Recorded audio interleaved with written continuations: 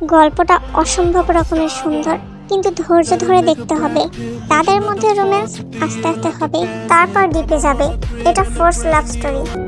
যারা হিরো টাইপের নায়ক পছন্দ করেন তারা এড়িয়ে চলবেন, কারণ এখানে মেইন ক্যারেক্টারই হচ্ছে ভিলেন। গল্পটি কোরিয়ান নোবেল থেকে অনুপ্রাণিত। গল্পটা শুরু হয় একটা অনাথ আশ্রমে, যেখানে কিম তেউং নামের 13 বছরের মেয়েকে তার চাচা চাচি রেখে যায় অনাথ আশ্রমে। তার কারণ তাদের সামর্থ্য নেই মেয়েটিকে লালন পালন করার। মেয়েটা আশ্রমে এসে এক নতুন জীবনে পা রাখে। বাকি বাচ্চাদের থেকে বড় হলেও ছোট ছোট ছেলে মেয়েদের সাথে বেশ ভালোভাবেই মিশে যায়। আশ্রমে তে আসার পর থেকে তাকে কেউ কষ্ট পেতে দেখিনি। সে সবসময় হাসি খুশি প্রাণোচ্ছল থেকেছে। তাহা দেখে আশ্রমের দায়িত্বে থাকা অর্ধবয়স্ক সুগা আর জেহব কিছুটা অবাকও হয়েছিল, কারণ তারা ভেবেছিল তে হয়তো কান্না করবে। তে সব থেকে বেশি মিশে গেছে এই আশ্রমের চারপাশে গাছপালা প্রকৃতির সাথে। পাখিরা যেন তার বন্ধু। এই আশ্রমের পিঠে জঙ্গলের সাথে সময় কাটিয়ে সে বেশ সময় পার করে। সিউলের পূর্বাঞ্চলের কিছুটা গ্রাম সাইডে এই আশ্রমটা অবস্থিত। নিরিবিলি চারপাশে গাছগাছালি ঘেরা দোতলা বিশিষ্ট আশ্রম। আশ্রমটি দেখলে কেউ বলবে না এটা কোনো আশ্রম, মনে হচ্ছে একটা পরিবারের বাড়ি। শান্তি নিবাস নামে আশ্রমটি নামের মতোই শান্তিতে ভরপুর, যেখানে ছোট ছোট বাচ্চাদের খুবই আদর যত্নে পালন করা হয়, সাথে পড়াশোনার সুযোগ সুবিধাও আছে। আর এইসব একমাত্র এই আশ্রমের মালিক কিম নামজনের জন্য সম্ভব হয়েছে। লোকমুখে এই আশ্রমের দায়িত্ব যারা আছে তাদের থেকে শোনা যায় তিনি অসহায়দের প্রতি কতটা দয়ালু। মিস জেহব মাঝে মাঝে অবাক হয় তের উপর। মেয়েটা খুব ছোট হলেও অনেক বুঝদার। এই যে এখন ফ্রি টাইমে সে খেলাধুলা করতে না গিয়ে তাকে সবজি কাটার কাজে হেল্প করছে। ইস, বড়ই আফসোস, এমন একটা মেয়ে তার হলে কি হতো। অবশ্য এখনো এই মেয়েটাকে সেই লালন পালন করবে। জেহব নিজের ভাবনার মাঝেই তের দিকে তাকায়। এতটুকু মেয়ের রূপের বর্ণনা দেওয়া হয়তো উচিত হবে না, তবে মেয়েটি যেন খোদা আল্লাহ তাআলা সব দিক থেকে নিখুঁতভাবে বানিয়েছে। দুধে আলতার গায়ের রং, বড় বড় চোখ, ঘন ঘন পাপড়ি, সরু নাক, পিঠ পর্যন্ত চুল কিছুটা আঁকা বাঁকা, তবে মেয়েটার সাথে খুব মানিয়েছে নিখুঁতভাবে। এত নিখুঁতভাবে বানানোর পরও খোদা তাআলা মেয়েটাকে অনাথ বানালো, সবই যেন ভাগ্য। জিহব একা একা ভেবে দীর্ঘশ্বাস ফেলে। তুমি গিয়ে খেলা করতে, আমি তো বড় হয়ে গেছি আন্টি, আমি তোমাকে হেল্প করতে চাই।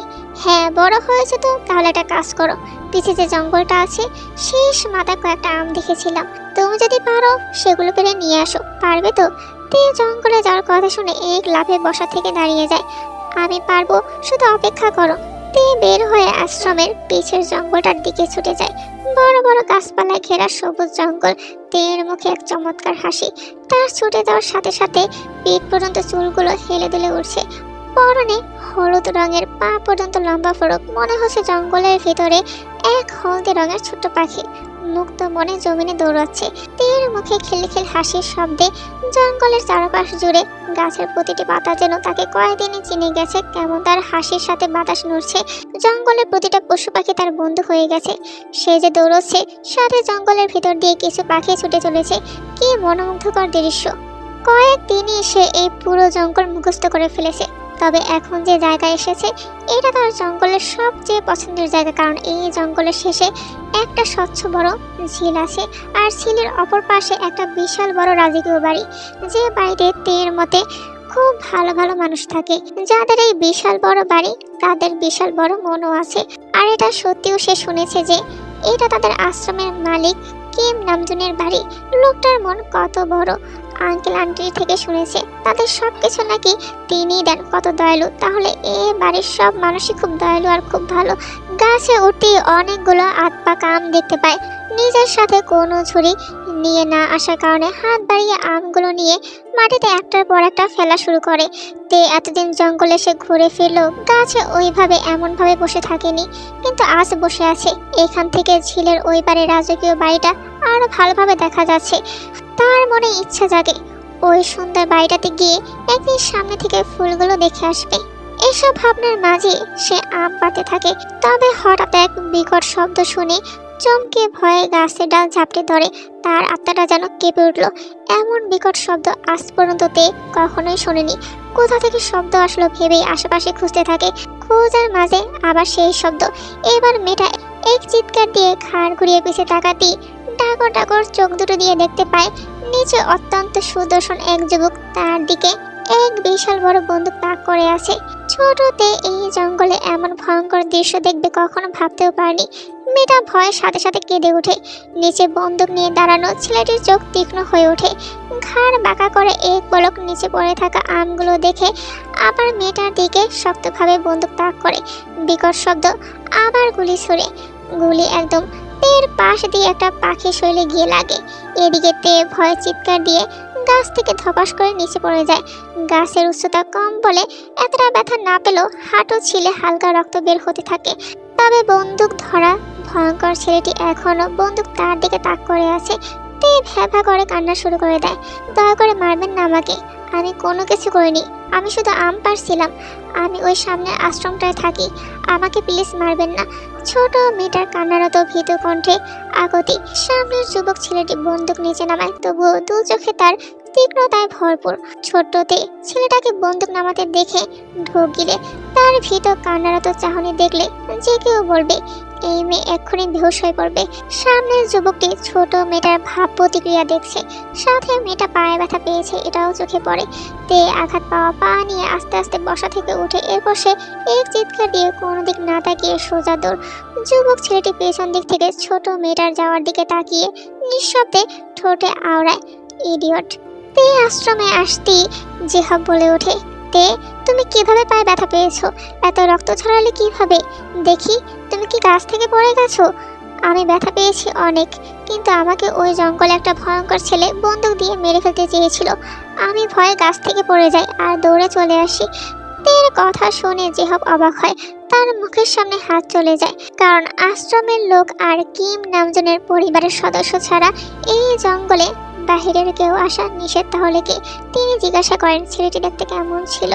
তে হেসকে তুলতে তুলতে বলে ওঠে, অনেক লম্বা, সুন্দর, আর কেমন যেন দেখে মনে হয় না এখানের।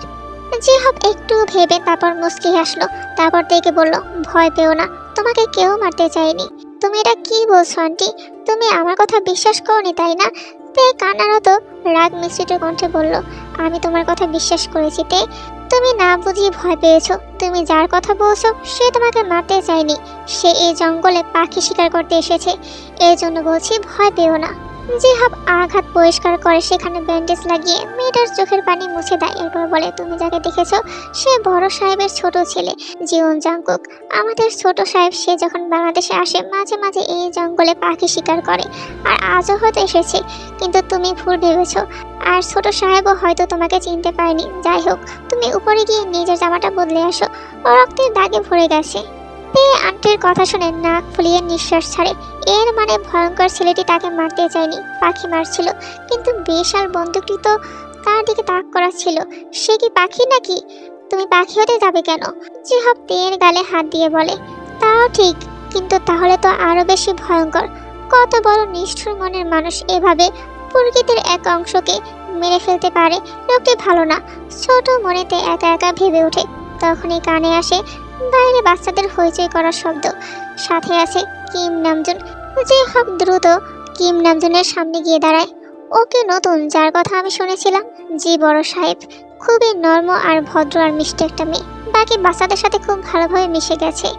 আরএম তেকে লক্ষ্য করে নিজের কাছে ডাকে। তে গুটি গুটি পায়ে কাছে গিয়ে দাঁড়ায়। আরএম কিছু বলবে এর আগেই পিছন থেকে পায়ের শব্দ ভেসে আসে। আরএম পিছনে ঘুরে বলে ওঠে, ও জাঙ্কুক, তুমি? তোমার জন্য অপেক্ষা করছিলাম, এখানে এসো। ছোটতে জাঙ্কুক নামটা একবার শুনেছিল, কিন্তু তার মাথা তখন আটেনি, তাই আপাতত নার্ভাসের জন্য মাথা নিচু করে আসে। আরএম ছেলের দিক থেকে মুখ ঘুরিয়ে সামনে দাঁড়ানো ছোট মেয়েটার দিকে ফের তাকান। এরপর খুব নরম স্বরে জিজ্ঞাসা করে, নাম কি তোমার মা? তে তে এক ঠোক গিলে বলে ওঠে। বলে সে চোখ তুলে উপরে তাকায়, সাথে সাথে ভীত হয়ে এক চিৎকার দিয়ে জড়সড় হয়ে জিহাবের পিছে গিয়ে দাঁড়াইতে। উপস্থিত সবাই তের চিৎকারের কারণ জিহাবের থেকে শুনেছে। বাচ্চা মেয়ে কি আর করার বুঝতে পারেনি। এই জন্য মিসেস জিহাব আর সুগা খুবই দুঃখিত। আরএম আশ্রমের কিছু দরকারি কথা বলার সাথে তার পাশে দাঁড়ানো কালো স্যুট পরা লোকটিকে দিয়ে একটা বড় কার্টুন বক্স তের জন্য দেন। বড় বলে তেকে একটা বড় উপহার দিয়েছে। জড়সড় হয়ে দাঁড়ানো তে জিহবের পিছ থেকে উকি মেরে বক্সটা দেখে, সাথে ভীতু চোখে সুদর্শন যুবক ভয়ঙ্কর ছেলেটিকেও দেখে, যে তার দিকে খুব শীতল দৃষ্টিতে তাকিয়ে আছে।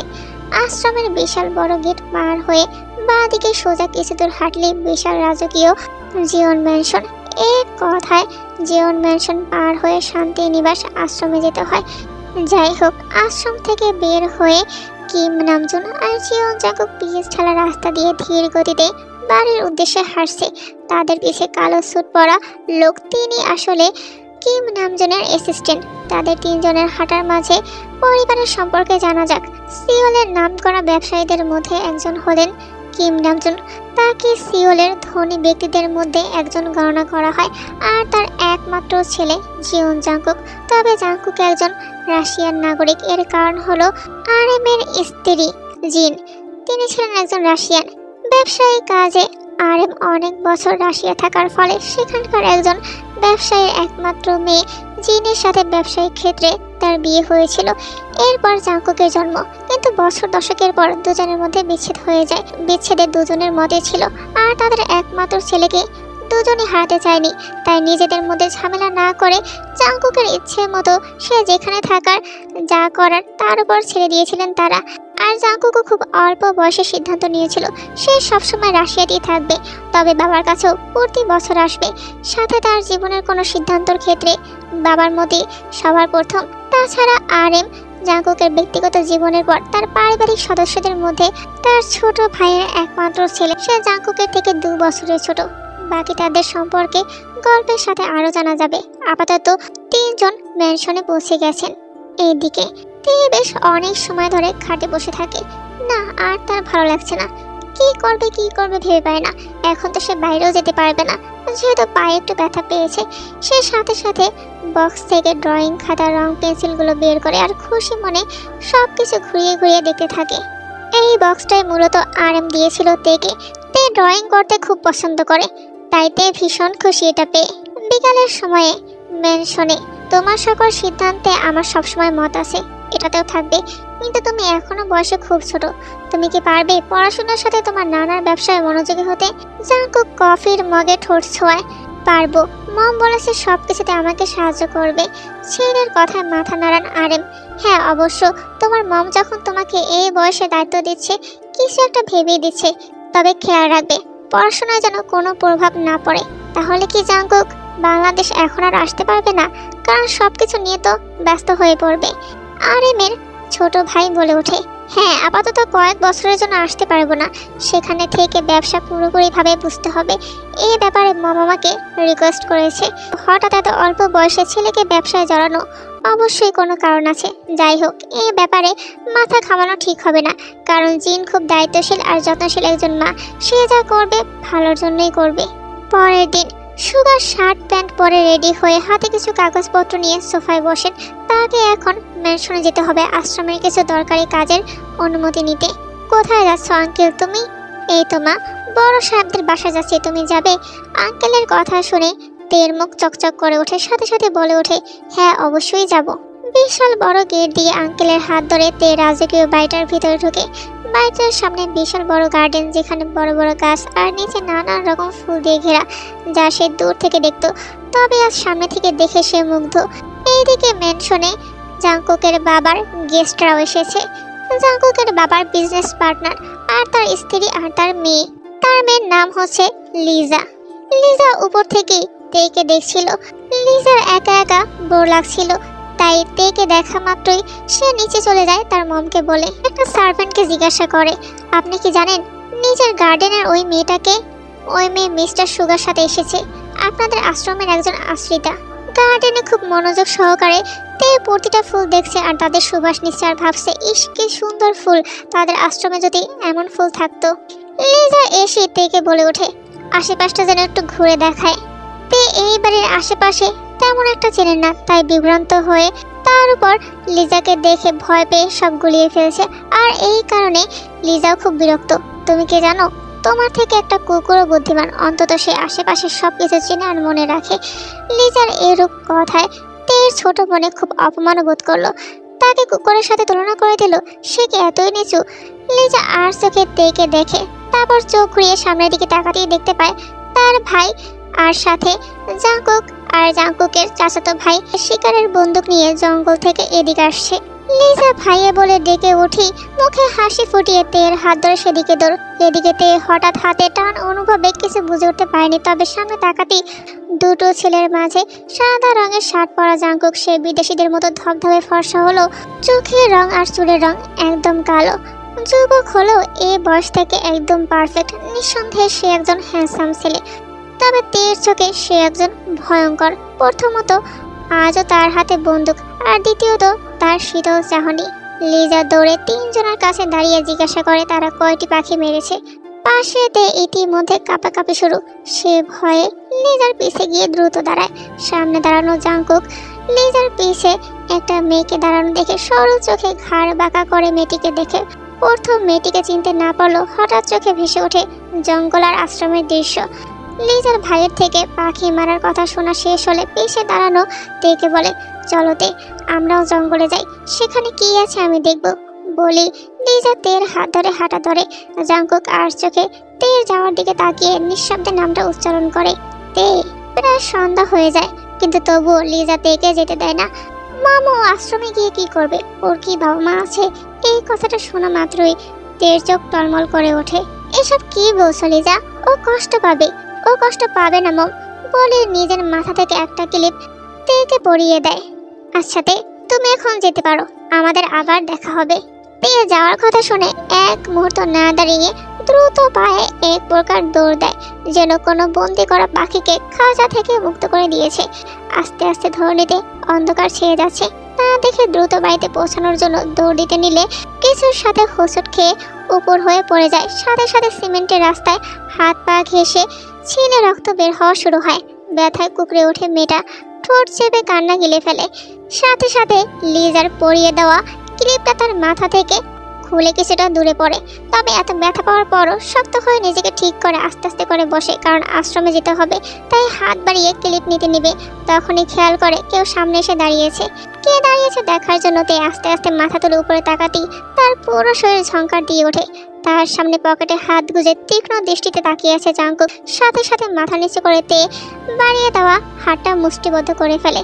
জাংকুক চোখ আরো তীক্ষ্ণ করে, খেয়াল করে ছোট মেয়েটার হাত কাঁপছে, পা থেকে রক্ত পড়ছে। এইদিকে তে মনে মনে হালকা সাহস জুগিয়ে আবার মুষ্টিবদ্ধ হাত খুলে আস্তে আস্তে ক্লিপ নেওয়ার জন্য হাত বাড়ায়। তবে দাঁড়িয়ে থাকা জাংকুক ঘাড় বাঁকা করে ক্লিপের উপর দ্রুত নিজের পা রাখে, আর রাখতেই ক্লিপটা দু টুকরো হয়ে যায়। ছোটতে এটা দেখে ঠোঁট কামড়ে ধরে নিজের কান্নাগুলো আটকে রাখে। জাংকুক কিছুক্ষণ মাথা নিচু করা ছোট মেয়েটাকে দেখে তারপর পা বাড়িয়ে চলে যায়। সে চলে যেতে ছোটতে ভাঙা ক্লিপের টুকরো নিয়ে বসা থেকে উঠে জাংকুকের যাওয়ার দিকে তাকায়। এরপর ব্যথা পায়ে দৌড়ে আশ্রমের দিকে ছুটে। সবসময় হাসি খুশি প্রাণোচ্ছল মেয়েটার কান্না দৌড়ানোর সাথে সাথে বাড়ছে। আজ সে অনেক কষ্ট পেয়েছে আর অপমানিত হয়েছে। যে হাত থেকে ছুটে আসতে দেখে বলে উঠল, কি হয়েছে তে? তুমি ব্যথা পেলে কিভাবে? হায় আল্লাহ, এই মেয়েকে নিয়ে কোথায় যাব? আশ্রমে আসার পর থেকে শুধু ব্যথা পেয়ে যাচ্ছ। এত ছোটাছুটি করলে হবে? বড় হলে কি করবে? সুগার তের দিকে তাকান। হ্যাঁ, বড় হলে কি করবে? এই তো কয়েকদিনের মধ্যেই দেখতে দেখতে বড় হয়ে যাবে। যে হাত থেকে ধরে আশ্রমের গেট দিয়ে ভেতরে ঢোকেন। এরপর চলে যায় খুব দ্রুত 6টি বছর, যা তের জীবনের সব থেকে সুন্দর দিন ছিল। তার কিশোরী থেকে যুবতীতে পা রাখা, কিন্তু তার যুবতী হওয়া জীবনের সব থেকে বড় কাল হবে। সে কি জানে? এই গল্পের শুরুটা মূলত এরপর থেকেই। সময়ের সাথে সাথে কেটে যায় 6টি বছর। এই কয়েক বছরে তের সাথে ভালো বন্ধুত্ব হয়েছে এখানের এক বড় ডক্টরের ছেলের সাথে, যার নাম সাইলো। তে এখন 19 বছরের যুবতী হওয়ার সাথে সাথে তার সৌন্দর্য গুণ আগে থেকে আরো বেশি ফুটে উঠেছে। লোক মুখে তার সৌন্দর্য এতটাই যে আশ্রমের দূর দূরান্ত পর্যন্ত তার সৌন্দর্যের প্রশংসা শোনা যায়। আর গুণের দিক দিয়ে সে আগের থেকে আরো বেশি বুঝদার আর দায়িত্ববান। আশ্রমের নিয়ম অনুযায়ী কেউ যদি 18 বছরের পর আশ্রমে থাকতে না চায় তাহলে সে চলে যেতে পারে, কিন্তু তে বড় হওয়ার সাথে সাথে নিজের একটা স্থান বানিয়ে ফেলেছে আশ্রমে। দায়িত্ব নিয়েছে যে হব আর সুগার মতো। তের জীবনে তার কিশোরী থেকে যুবতী হওয়ার মধ্যে সেই একদিনই কষ্ট আর অপমান হওয়ার পর এই পর্যন্ত আর তেমন কিছু হয়নি। তার জীবন এই আশ্রমে সুখে হাসি খুশির মধ্যে দিয়ে যাচ্ছে। সদর দরজার সামনে জিহাব আর সুগা, দুজনের হাতেই গরম চা। সকাল থেকে দেখে দেখছি না কোথায় আর জঙ্গলে হবে। দিন দিন বড় হওয়ার সাথে জঙ্গলিদের মতো জঙ্গলেই থাকা শুরু করে দিয়েছে। জিহাবের কথায় সুগা হো হো করে হেসে ওঠেন। এই মধ্যে দৌড়তে সামনে এসে হাঁপাতে বলে, অনেকগুলো আম পেরেছি আন্টি, এগুলো দিয়ে মুরব্বা বানানো যাবে। দেখো, তুমি কি বড় হবে না? দিন দিন মনে হচ্ছে ছোট হচ্ছ। কয়েকদিন পর কলেজ পার হয়ে ভার্সিটিতে যাবে, এখনো গাছে উঠে আম পারো, মানুষ কি বলবে? ঠোঁটের হাসি স্থির রেখে হাতে ঝুড়িটা নিচে রাখতে বলে, কি বলবে সেটা ভেবে আমার কি লাভ? কিন্তু এই আমের মুরব্বা বানিয়ে বিক্রি করলে আমার লাভ, বুঝলে আমার কিউট আন্টি। জিহাব তেয়ের কথা শুনে নিজের মাথায় নিজেই চাটি মারে। কি যে হবে এই মেয়ের, আমাদের তে বড় হয়ে কি ব্যবসায়ী হবে নাকি? হ্যাঁ, না আঙ্কেল, আমি একজন ড্রয়িং টিচার হব। এইচএসসি এক্সামের পর আমাদের প্রাইমারি স্কুলের হেড স্যারকে বলে রেখেছি, সেও রাজি। বিকেলবেলা হাঁটতে দিয়ে তার কাঙ্ক্ষিত জায়গায় চলে আসে। সামনে বিশাল বড় ঝিল, তার মাঝে লোহার চওড়া পোল। সে সেখানে গিয়ে এক দৃষ্টিতে সামনে রাজকীয় ম্যানশনের দিকে তাকিয়ে থাকে, যেখানে আজকাল তার খুব যাওয়া আসা চলে। তবে তার মনে আছে, প্রথম যেদিন গিয়েছিল লিজা নামের একটি মেয়ের সাথে পরিচয় হয়েছিল, যে তাকে অপমান করলো। মনের দিক থেকে খারাপ ছিল না, এটা আগে বুঝতে না পারলো এখন বুঝে, কারণ তার সাথে মাঝে মাঝে এখনো দেখা হয় যখন সে ম্যানশনে যায়। তবে তের ভাবনার মাঝে হঠাৎ থেমে ঢোক গেলে চোখে ভেসে ওঠে সেই ভয়ঙ্কর সুদর্শন ছেলে, যাকে শেষ ওই সন্ধ্যায় দেখেছিল। এরপর আর দেখা হয়নি। হ্যাঁ, আর দেখা হয়নি। সে আশাও করে না আর কখনই দেখা হোক। অন্যদিকে ম্যানশনের ঝিলের পাশে গেস্ট হাউস তৈরির কাজ শেষ হলে সেটা পরিষ্কার করার কাজ চলছে। আর বারান্দায় দাঁড়ানো সে আশেপাশের সবকিছু পর্যবেক্ষণ করছে। পাশে তার ছোট ভাই খুব হাসি মুখে ফোনে কারোর সাথে কথা বলা শেষ করে আরএমের দিকে তাকিয়ে বলে ওঠেন, অবশেষে 6 বছর পর আমাদের জাংকুক দেশে আসছে ভাইজান। তার জন্যই তো এত আয়োজন। এই গেস্ট হাউস শুধু জাংকুকের পার্সোনাল ভাবে থাকার জন্য। পরের দিন রঙের দোকানের সামনে দাঁড়িয়ে আছে তে আর সাইনো। তে খুব মনোযোগ দিয়ে দোকানদারের দেওয়া ছোট ছোট রঙের কৌটা আর রং তুলে দেখছে। পাশে সাইনো ঘুরে দাঁড়ানো, তার দৃষ্টি তেয়ের দিকে স্থির। সে ভাবছে, এই মেয়েকে তার অনুভূতি কখনোই বুঝবে না। সে কি সারা জীবনে সিঙ্গেলে রয়ে যাবে? ভেবেই দীর্ঘ নিঃশ্বাস ফেলে। সাইনো, আমার এগুলো পছন্দ হয়েছে। সাইনো হতাশার শ্বাস ফেলে অন্যদিকে তাকায় আর বিড়বিড় করে বলে, আমাকে কবে পছন্দ হবে? তে আর সাইনো কেনাকাটা শেষ করে দোকান থেকে বের হয়ে এখন একটা পার্কে বসা। দুজনের হাতে চকলেট ফ্লেভার আইসক্রিম। তবে তারা আইসক্রিম খাওয়ার থেকে হাসাহাসি আর দুষ্টমির মধ্যে ব্যস্ত। বয়সের গ্যাপ অনেক থাকলেও দুজনের কথাবার্তায় সেটা বোঝা মুশকিল। বৃষ্টি পড়বে রে সাইনো, বাসায় যাওয়া উচিত। আকাশের দিকে তাকিয়ে তে বলে ওঠে, না, আজ বৃষ্টিতে ভিজবো। বছরের প্রথম বৃষ্টি, না ভিজলে হবে না। ফিলিংসই আলাদা। তে বসা থেকে উঠে, হ্যাঁ, এমনই আলাদা ফিলিং যে 1 সপ্তাহ বিছানায় পড়ে থাকা লাগে। কিছুক্ষণ পর তারা রওনা হয় বাসার দিকে। অন্যদিকে পূর্বাঞ্চলের ব্যস্ত মেইন রোড পার হয়ে কালো রঙের গাড়ি নিরিবিলি দুপাশে গাছগাছালি ঘেরা রাস্তায় ঢুকতেই গাড়ির পেছন সিট থেকে বলে ওঠে, গাড়ি থামাও, বাকি পথ আমি হেঁটে যাব। পাশে বসা ধবধবে সাদা চামড়ার একজন রাশিয়ান ছেলে অতি দক্ষতার সাথে বাংলা ভাষায় বলে ওঠে, কিন্তু স্যার, বাইরে তো বৃষ্টি পড়ছে। জাংকুক ঘাড় ঘুরিয়ে বাহিরের দিকে তাকায়। সমস্যা নেই, তার ছোট করে উত্তর। গাড়ি থামাতেই জাংকুক সিটে রাখা কালো রঙের কোট হাতে নিয়ে গাড়ির দরজা খুলে বের হয়ে যায়। সেই সুদর্শন যুবক জাংকুক আগের থেকে বয়সের সাথে সাথে আরও সুদর্শন হয়ে গেছে।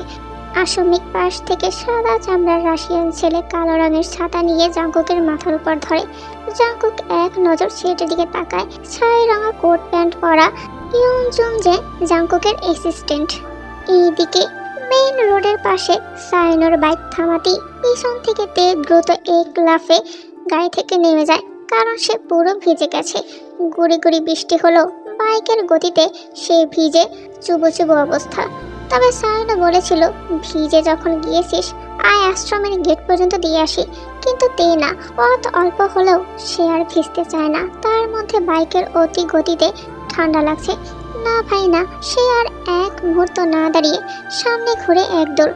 এদিকে ধীর গতিতে পিচ ঢালা রাস্তা দিয়ে হাসছে জাংকুক। তার দৃষ্টি বৃষ্টির মধ্যে আশেপাশের পরিবেশ দেখছে আর 6 বছরের মধ্যে পরিবর্তন খুঁজছে। 6 বছর আগে যখন সে 20 বছরের যুবক ছিল, আশেপাশে সবকিছু ঘিরে জীবন একটা পারফেক্ট লাইনের মধ্যে যাচ্ছিল, যেখানে তার সকল ইচ্ছা নিজের ছিল। পকেটে হাত গুজে জাংকুক দীর্ঘ নিঃশ্বাস ফেলে। তবে আশেপাশের পরিবর্তন না হলেও এখন সে নিজে একজন পারফেক্ট, যা তার মা বাবার ইচ্ছায় পা বাড়িয়ে ছাতার ভিতর থেকে বের হয়। ছাতার বাইরে হালকা হালকা বৃষ্টিতে ভিজে যাচ্ছে। সে চোখ বন্ধ করে মাথা হালকা উঁচু করে আর চোখে ভেসে ওঠে নিজের মুখ, যার সাথে তার বাবা এঙ্গেজমেন্ট ঠিক করেছে। এটা একটা বিজনেস ডিল, কিন্তু সবকিছু মিলিয়ে সবই বাবা মার ইচ্ছা। কিন্তু সে কি চায় সেটা কি একবার ভেবেছে? এইদিকে তে মাথার উপর সাইড ব্যাগটা ধরে দৌড়াচ্ছে। দৌড়ানোর সাথে সাথে রাস্তায় বৃষ্টির পানি জমে থাকা সেখানে পা পড়তে ছোপ শব্দ হয়ে তার স্কার্ট আরও ভিজে একাকার। এমনিতেই হালকা গোলাপি রঙের শার্ট স্কার্ট পরা, হয়তো ভিজে, সবই দৃশ্যমান। খুবই আনকমফোর্টেবল একটা সিচুয়েশন। তো এভাবে ভাগ্যিস রাস্তায় কোনো মানুষ নেই। কিন্তু তার এই ভাবনা কিছুক্ষণের জন্যই। সে যখনই সামনে ভালোভাবে তাকায়, দেখতে পায় দুজন লোক দাঁড়িয়ে, যাদের মধ্যে একজনের হাতে ছাতা, আরেকজন তার দিকে তাকিয়ে। তা দেখে তের চোখ বড় বড় হয়ে দৌড়ানোর মাঝে নিজের দিকে এক নজর তাকায়, আর সাথে সাথে আরেক হাতে ধরে রাখা রং আর রং তুলির বক্স বুকের সাথে চেপে দৌড়ানোর গতি বাড়ায়। পকেটে হাত গুজে জাংকুক তীক্ষ্ণ দৃষ্টিতে দৌড়ে আসা মেয়েটিকে দেখছে। তার দৃষ্টি আপাতত স্থির, সে সরাতে পারছে না। মেয়েটির ভিজে যাওয়া আবেদনময় শৈল অত্যন্ত আকর্ষণীয়। তে মুহূর্তেই লোক দুটোর অনেকটা কাছে চলে আসে। তবে তার দিকে তাকিয়ে থাকা লোকটিকে কাছে থেকে দেখে তার ভিতরটা চিপ দিয়ে ওঠে। চোখ বড় বড় করে দৌড়ানোর মাঝে হঠাৎ থেমে যেতে নিলে কিছুর সাথে পা আটকে ধপাস করে এলোমেলো হয়ে নিচে পড়ে যায়। আর পরে তো পরেই একদম জাংকুকের সামনে দাঁড়ানো জাংকুকের দৃষ্টি এখনো স্থির। তার তীক্ষ্ণ দৃষ্টি তীব্র করে নিচে পড়ে থাকা মেয়েটির পা থেকে মাথা অবধি দেখতে লাগলো। পাশে ইয়ঞ্জুন জাংকুকের এমন মেয়েটির উপর দৃষ্টি দেখে সে চোখ অন্যদিকে ঘুরিয়ে নেয়। তে পিচ ঢালা রাস্তার উপর পড়ে আছে। বুকের ভিতরটা তার ধকধক করছে। সামনে দাঁড়ানো লোকটিকে তার চিনতে বাকি নেই। ভয়ে তার গলা শুকিয়ে কাট।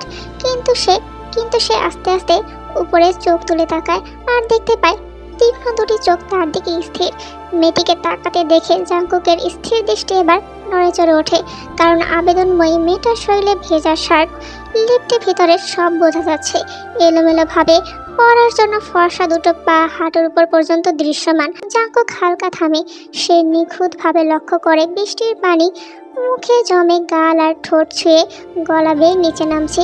জাংকুকের এমন দৃষ্টি দেখে তে সাথে সাথে মাথা নিচু করে চোখ বন্ধ করে ঠোঁট কামড়ে ভাবে, না, ভয় পাওয়ার কিছুই নেই। সে বড় হয়েছে এখন। নিজেকে ঠিকঠাক করা শুরু করে। আর পড়ে যাওয়ার কারণে হাত থেকে যে রং আর রং তুলিগুলো পড়েছে তা এক একটা করে গুছিয়ে নিতে থাকে। জাংকুক ঘাড় বাঁকা করে দেখে। তবে হঠাৎ কিছু একটা মাথায় চলে আসতেই সাথে সাথে একটা রং তুলির উপর নিজের পা রাখে। তে মনোযোগ দিয়ে রং তুলে নিচ্ছিল, কিন্তু জাংকুককে রং তুলির উপর পা রাখতে দেখে সে থেমে হাত মুষ্টিবদ্ধ করে ঢোক গিলে। জাংকুক লক্ষ্য করে মেয়েটার মুষ্টিবদ্ধ হাত কাঁপছে, যা দেখে তার মনে আসে আশ্রমের ছোট ইডিয়ট মেয়েটার কথা। সে সরু চোখ করে ঠোঁটে আওড়ায়, তে। জাংকুকের থেকে নিজের নাম শুনে তের চোখ রীতিমতো বের হয়ে যাওয়ার উপক্রম। তবে জাংকুক আর এক মুহূর্ত না দাঁড়িয়ে থেকে সে পা বাড়িয়ে হাঁটা ধরে আর মনে মনে বলে, চোখে পড়ার মতো যুবতী। এইদিকে বসার ঘরে জাংকুকের জন্য অপেক্ষা করছে সবাই। ড্রাইভার গাড়ি থেকে বের হয়ে জানায় স্যার হেঁটে আসছে।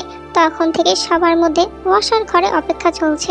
অতঃপর জাংকুক এসে সবার সাথে কুশল বিনিময় করে। এইদিকে আশ্রমেও খবর এসেছে। তাই জিহাব বলে ওঠে, শুনলাম জাংকুক নাকি এসেছে। এই কথা কি সত্যি? আশ্রমিক জিহাবের মুখ থেকে জাংকুক নামটা শুনে তে এতক্ষণ যা বিরক্তি চিন্তা ভাবনা করছিল তা মুহূর্তে গায়েব হয়ে বুক ধক করে ওঠে। সুগা বলে ওঠে, হ্যাঁ সত্যি। তে ঠোঁট কামড়ে মাথা নিচু করে। সে খেয়াল করে তার হাত কাঁপছে। সাথে সাথে দু হাত একত্রিত করে মনে মনে ভাবে, কি আশ্চর্য, সে বড় হয়েছে। ভয় পাওয়ার কিছু নেই, তারপরও তার এমন কেন হচ্ছে? এটা কোনো ব্যাপারই না। পরের দিন সকালবেলা তে ম্যানশনের দিক দিয়ে আসছিল। সকালে তার কলেজ আছে, তাই সে দৌড়চ্ছিল। পাশ থেকে একটা বড় গাড়ি যায়।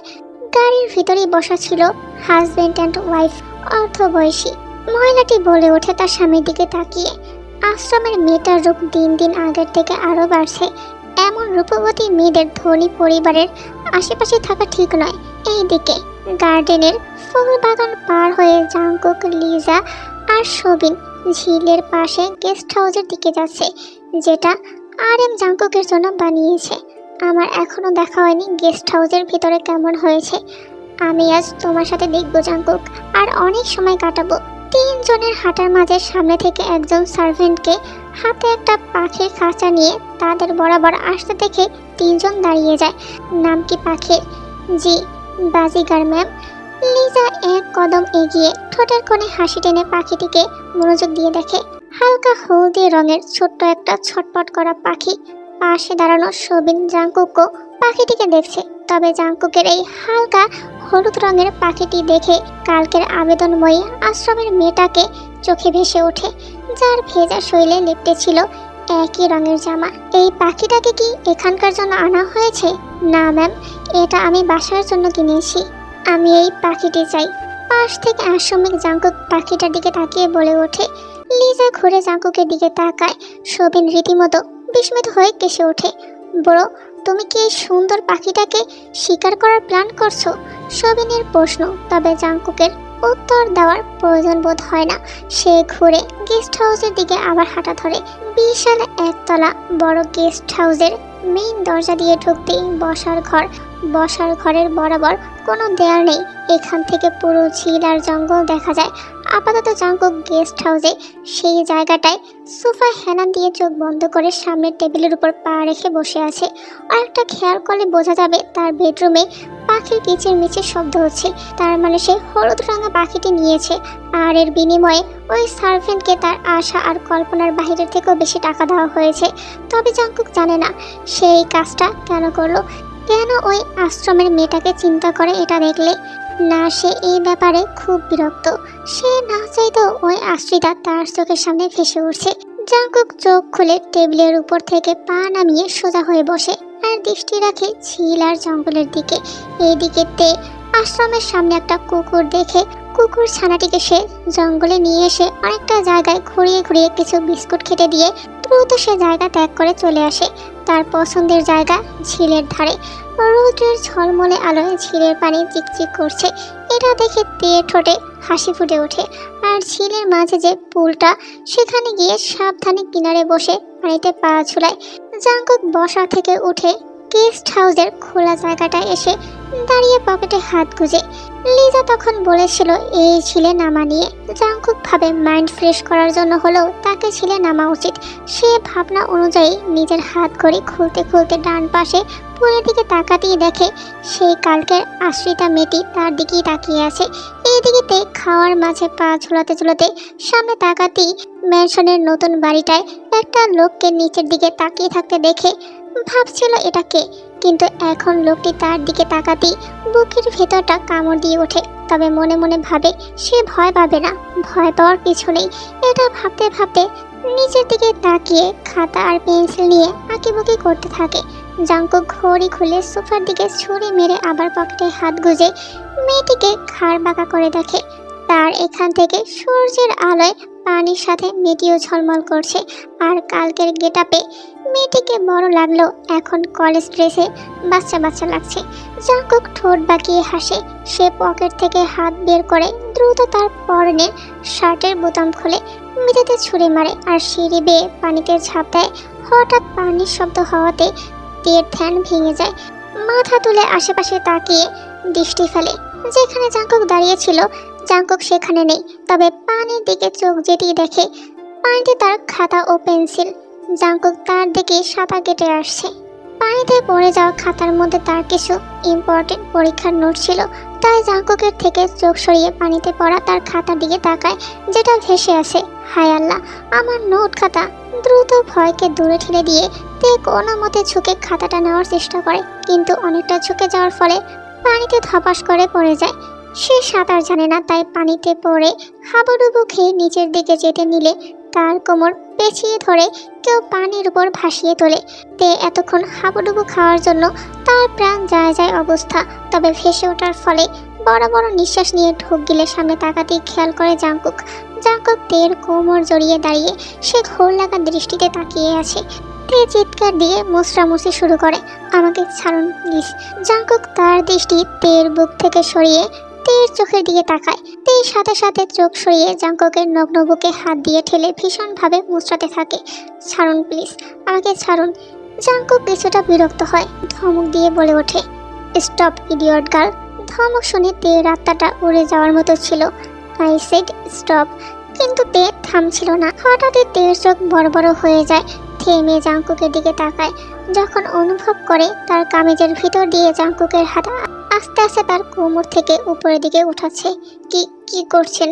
তে আবার চিৎকার করবে, তখনই জাংকুক তাকে উঁচু করে পুলে বসিয়ে দেয়। তে চোখ বড় করে জাংকুকের দিকে তাকায়, তারপর বসা থেকে উঠে এক দৌড়। জাংকুক শীতল দৃষ্টিতে তের যাওয়ার দিকে এক নজর তাকিয়ে তারপর পানিতে পড়ে থাকা খাতাটার দিকে তাকায়। সময় স্বল্পতার কারণে পার্টটা বেশি বড় করতে পারিনি। বাকি পর্বগুলো আপলোড করা হলে কমেন্ট বক্স বা ডিসক্রিপশন বক্সে লিংক দিয়ে দেব।